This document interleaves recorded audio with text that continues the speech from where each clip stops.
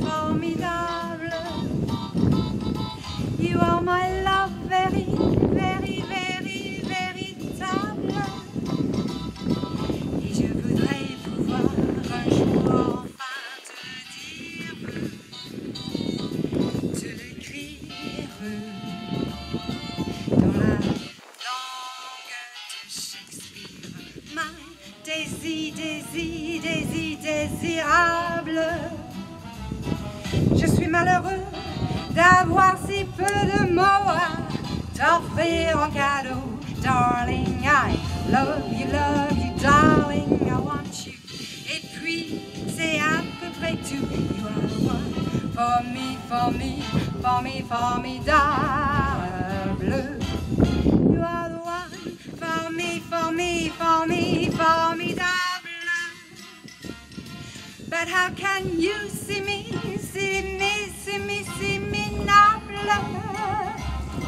je ferais mieux d'aller choisir mon vocabulaire pour te plaire dans la langue de Molière. Toi, tes eyes, ton nose, tes lips adorables.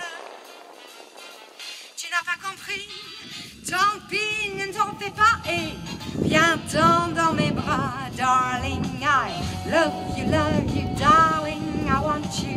Et puis le reste, on s'en fout. You are the one for me, for me, for me, formidable.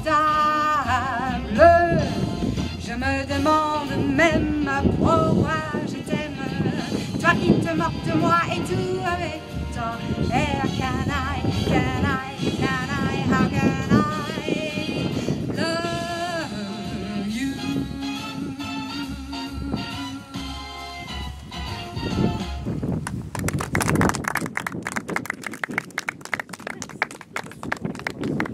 Formidable.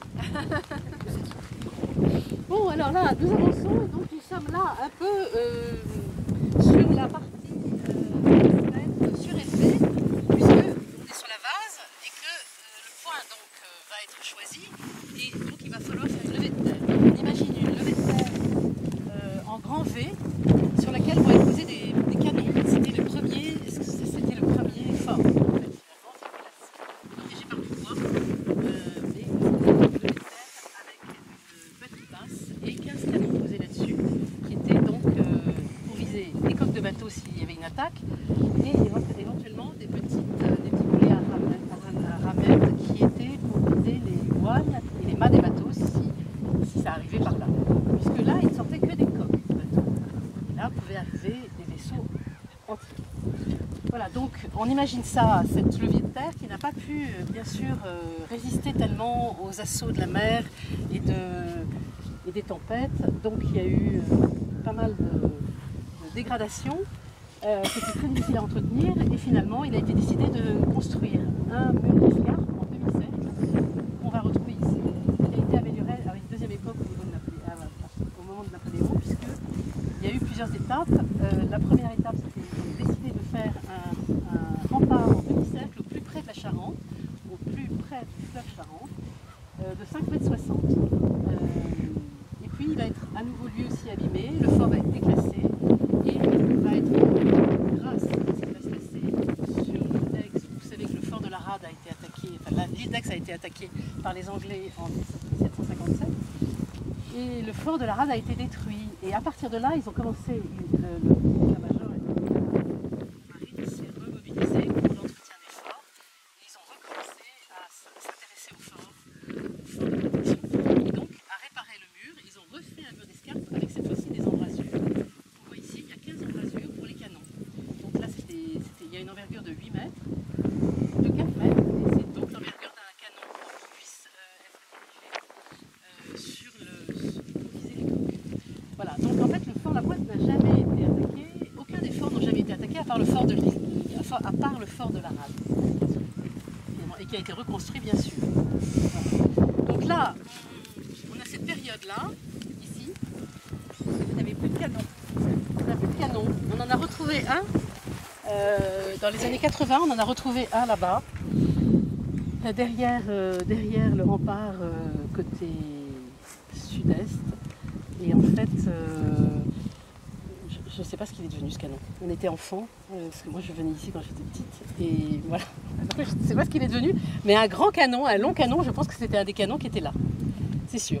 Il y a un épisode aussi dont je ne vous ai pas encore parlé, c'est celui le triste épisode des prêtres qu'on appelait les prêtres réfractaires, donc qui n'ont pas voulu signer la Convention civile et qui ont donc été embarqués sur des négriers finalement, qui partaient de Rochefort, du ponton de Rochefort, sur 2 pontons, des anciens bateaux négriers, et ils se sont retrouvés par ici avec le typhus et enfin, beaucoup de